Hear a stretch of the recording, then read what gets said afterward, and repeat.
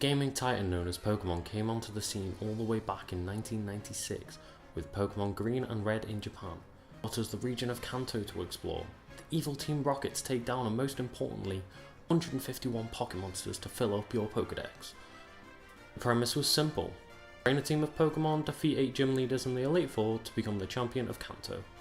It's safe to say, these games are a success, led to a slew of further titles including an ocean of spin-off games and a long-running anime. With the 8th generation of games on the horizon, fans were looking forward to seeing what was next. With the games releasing on the Switch in 2019, these would be the first core titles to ever hit a home console. Rather than being held back by the technical limitations of a handheld device, the fan expectations were through the roof. These new games had the potential to be the Breath of the Wild moment for the series, shattering conventions and bringing bold new ideas to the table. Then, on February 27th, Nintendo gave us a 7-minute long Nintendo Direct to show off the new titles. And when that trailer dropped, this is what we got. This. For the first time ever, we got to see Pokémon Sword and Shield with our own very eyes. And it was Pokémon, a new region, 3 new starter Pokémon, random encounters in tall grass and new gyms to conquer. Nothing looked bad per se, but it was just another mainline Pokémon title, like all those that have come before it. Fans were happy to see the game, of course, and they were quickly singing the praises of the reveal, especially the cute new starters, Grookey, Scorbunny and Sobble. And yes, in their defense, they're all pretty good designs. But yet again, we end up with a grass, fire and water starter. Just why?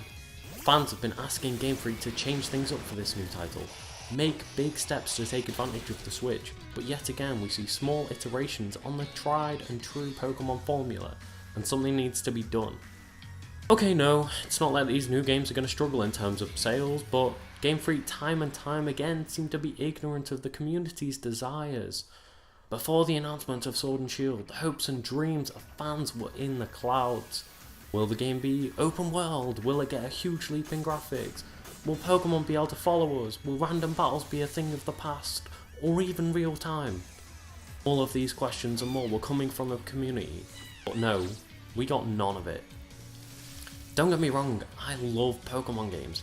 I have done since the moment I got my hands on Pokémon Red, and I've played every title and remake in the main series at least once, but it really baffles me how much Game Freak are just willing to play it safe in every title. Sure, we've seen great additions throughout the 20 plus years.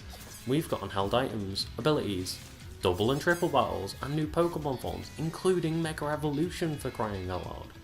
These have been great to make the battles more interesting, but 7 generations later and they're still following the same core ideas.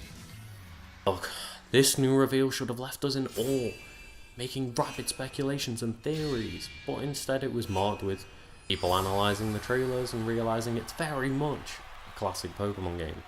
From its world structure to the sparse world, it feels like every other title to date. For every innovation we get in this series, we get another taken away from us. Did you enjoy all those new Mega Pokemon? Oh yeah, but we've got Z-moves now, so I guess you can only Mega Evolve after the game's story is finished? I mean, fans have been asking for your Pokemon to be able to follow you again, like in the Gen 2 remakes, and we literally got it in Pokemon Let's Go as well.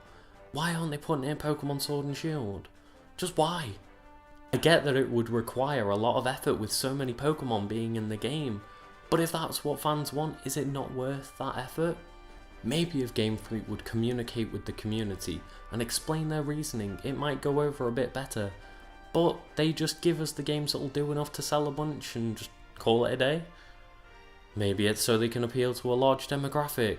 Maybe they feel as though changing too much makes the Pokemon just lose their identity a bit. But we just don't know, all we can do is speculate. Just feels as though they're so out of touch with their fans. Many of us have grown up with these games for over 20 years, and we want to see these amazing games just mature as we do, become more difficult, have deeper stories and open up the world, but they just haven't. These titles are running on the same console as games like Breath of the Wild. There isn't any reason we can't have all of these things. An open world to explore, no fixed camera angles, and an alive world. And it's just time for the excuses to come to an end.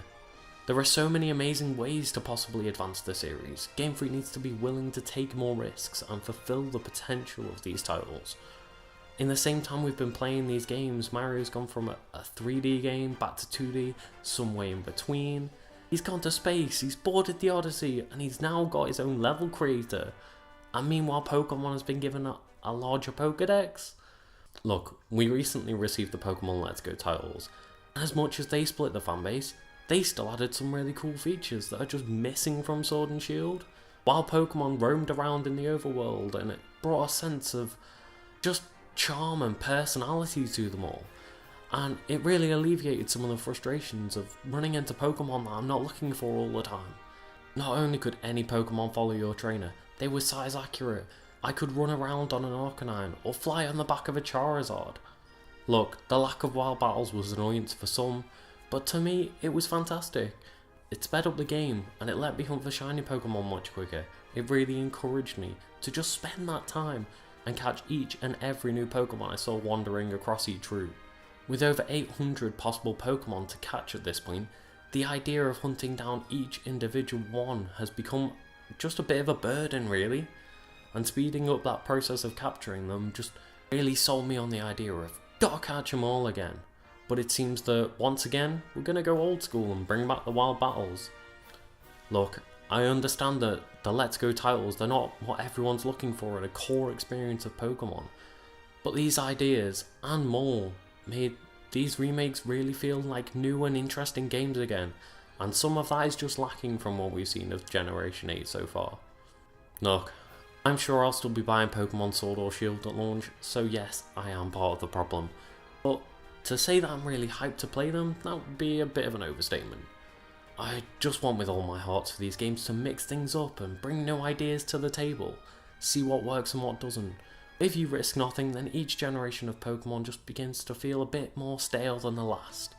I love the old Zelda games, but look how much Breath of the Wild gave the series an amazing injection of creativity, passion. Look how revered the game is, and how many fans, including myself, call it their favourite game in the series, or of all time. All of this could have been said about Pokemon Sword and Shield, but instead, I'll just be travelling from gym to gym, catching a box legendary, becoming champion of yet another region, and it's all because, just like Ash's Pikachu, the games refuse to evolve. Hey guys, if you're still watching this, thank you so much for your time. It really means so much to me. This is my first video and I really hope you enjoyed it. Thank you again for watching. Bye guys.